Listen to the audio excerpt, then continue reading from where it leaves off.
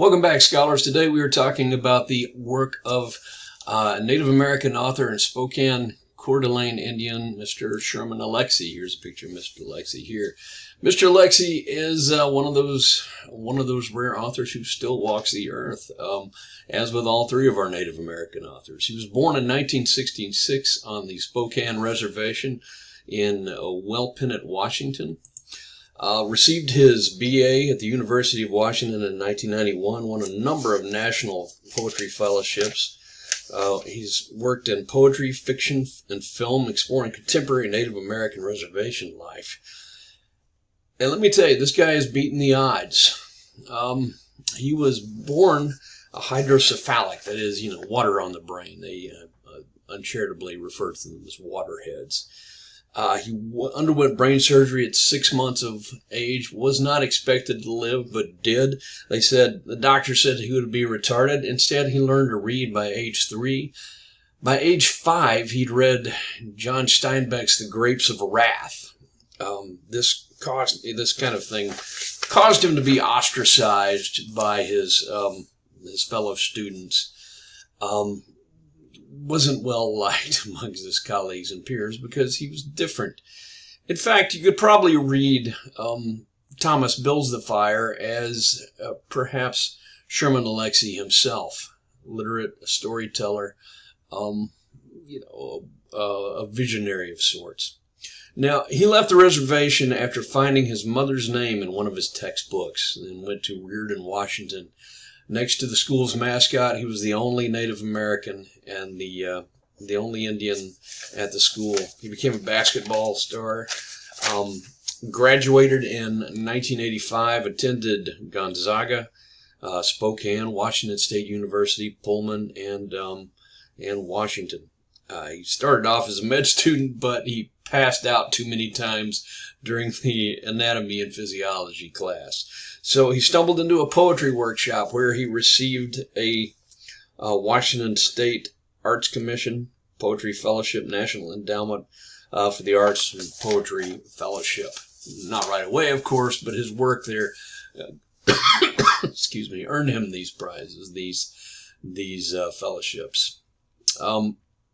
So our story this is what it means to say Phoenix, Arizona.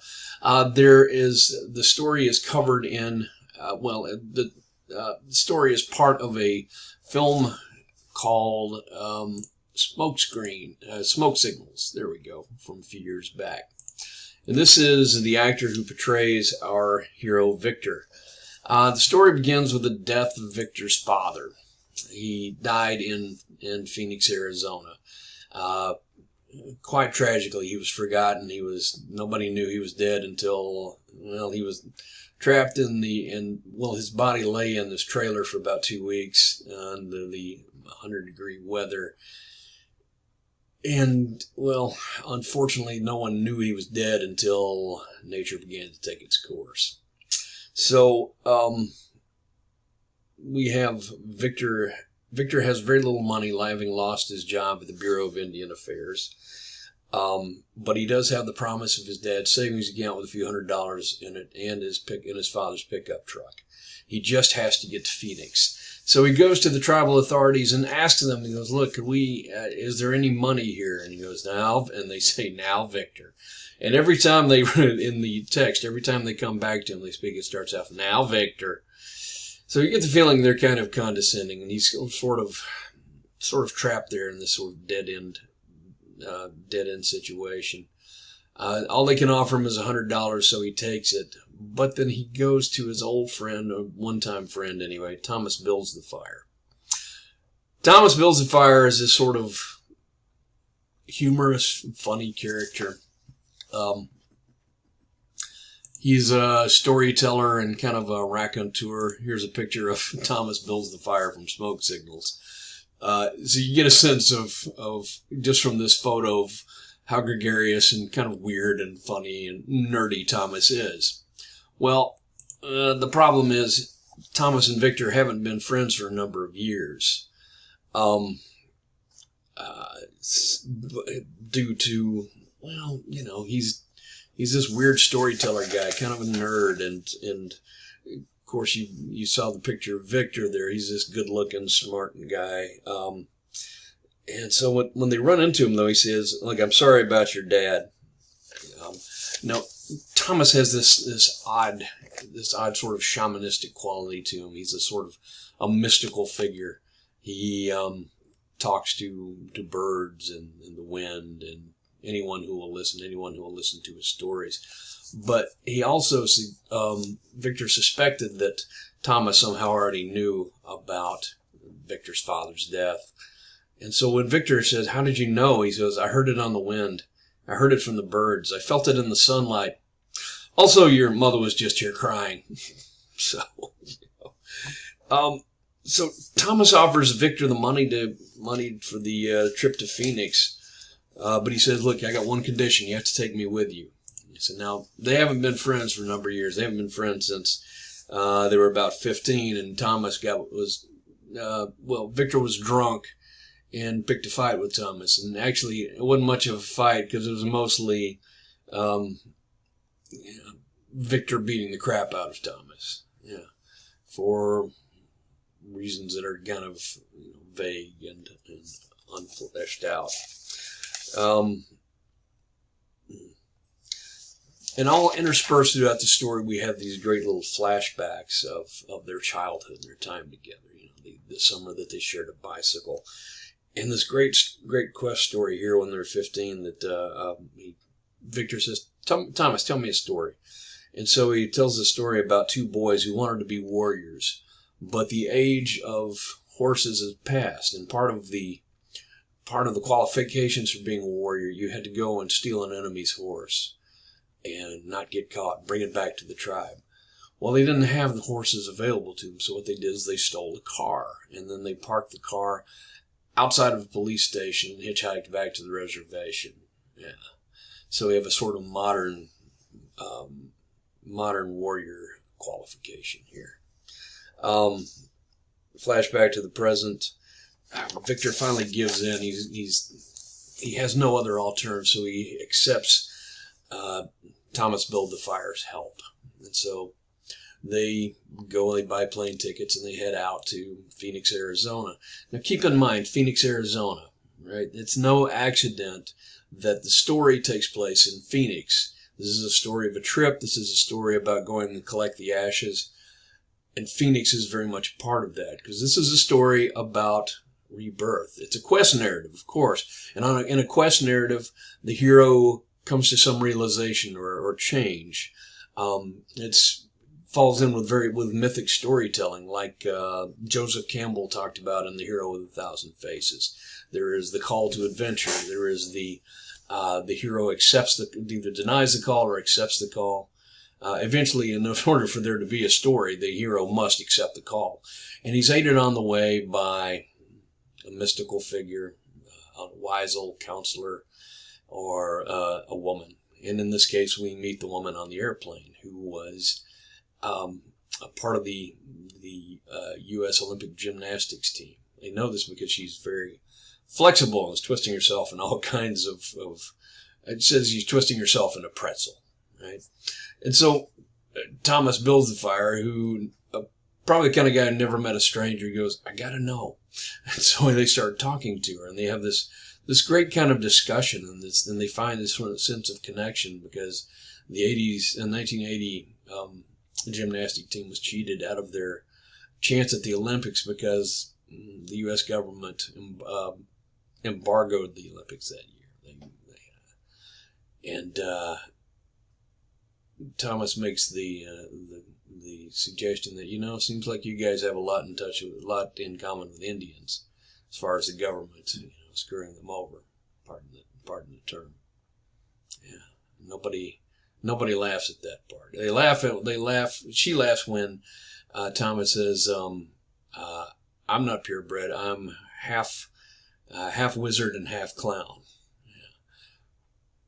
Accurate description, though. And so, at the end of the journey, they part ways, and the woman goes on her way, and they wave, and she says, and Thomas says, "Well, that was nice." And he says, "Yeah," but Victor says, "Yeah, but people were talking to each other on the planes. People always do that. It's too bad it's not like that in real life."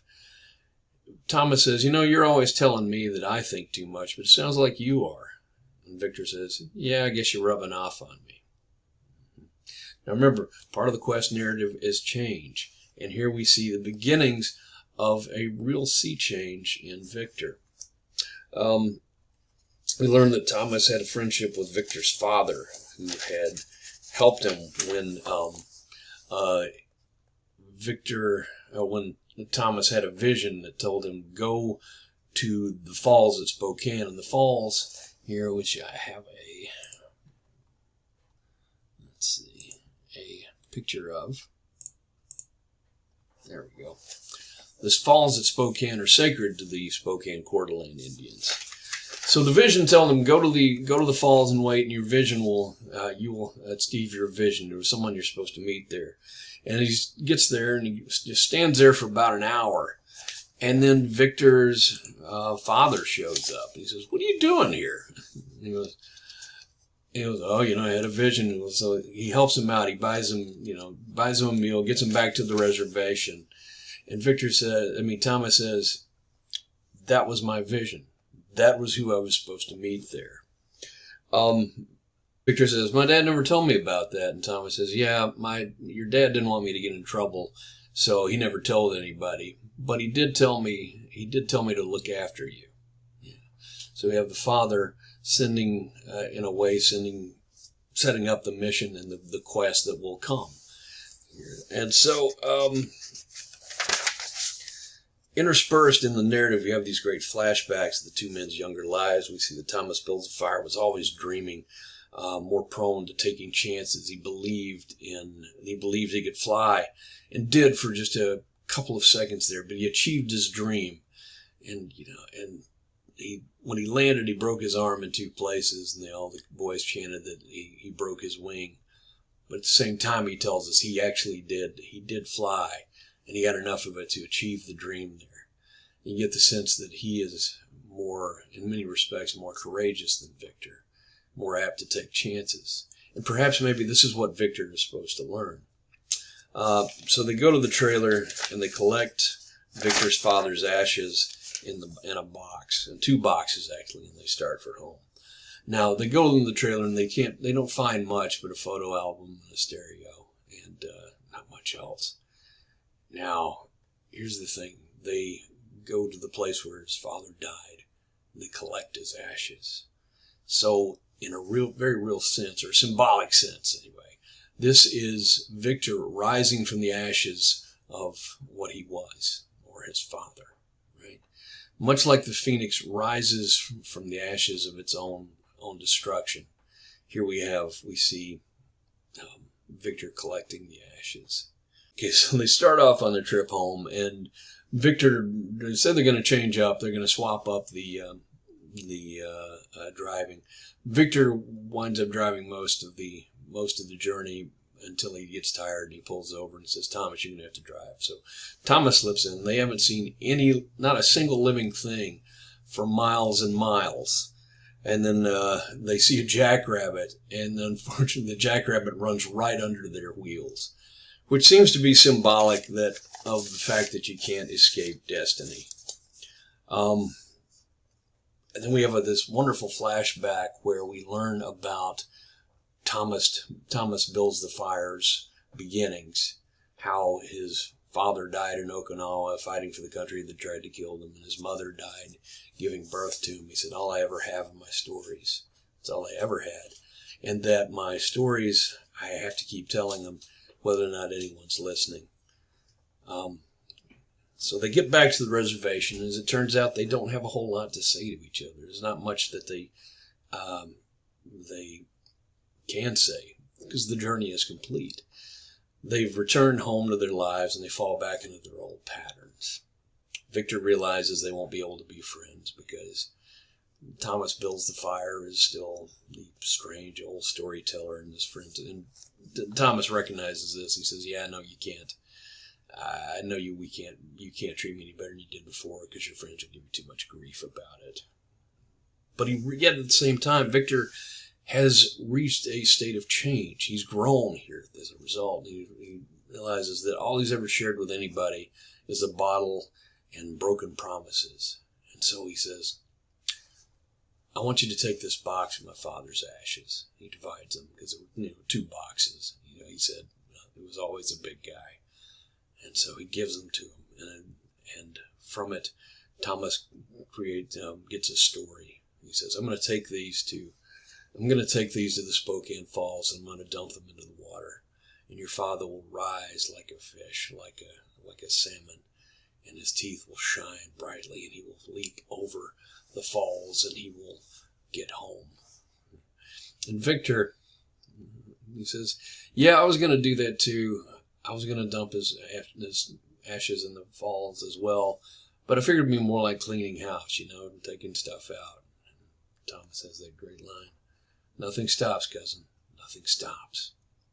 And just as they're parting ways, Thomas asks Victor to do one thing for him. He goes, when I'm telling a story, I'd like you to listen. He goes, just once? He goes, yeah, just once. And he says, Victor finally gets a fair deal. He raises his arms to show that it is a deal. It's a deal. And he says, he knows it's a fair deal, and it's all he ever really wanted. Yeah. So Victor gets his fair deal. Thomas gets his story. And this is ultimately a story about change. It's a quest narrative. It's a symbolic trip for the 2 of them. We get the sense that Victor has changed and will probably continue to do so. Thomas being the wise old counselor, the mystical guide here. What he gets is he goes into his house, and a story comes to him at the end. Yeah. So this is mythology. This is modern mythology in a very in its own way, a simple and beautiful tale rendered by Mr. Sherman Alexie. So I hope you enjoyed it. I've read a lot of his stuff, and it's all worthwhile. He's quite the writer, both in terms of poetry and prose. So that's it for Sherman Alexie. I appreciate your time and attention. I hope you enjoyed the story.